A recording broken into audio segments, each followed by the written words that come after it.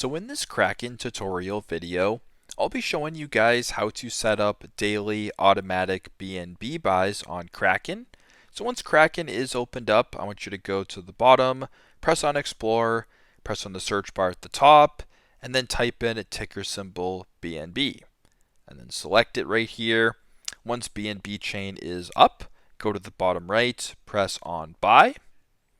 Once you're on this page, I want you to type in the amount that you want to buy daily. So if I wanted to do $15, I would type in $15 right below that, press on one time, and then make sure that daily is selected, and then go to the bottom and press on confirm, and then press on the purple arrow.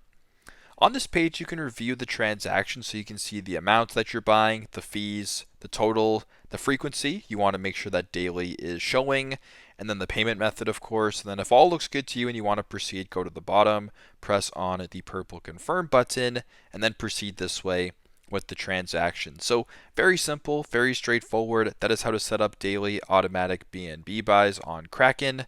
Thanks again for watching, and I hope this video helps.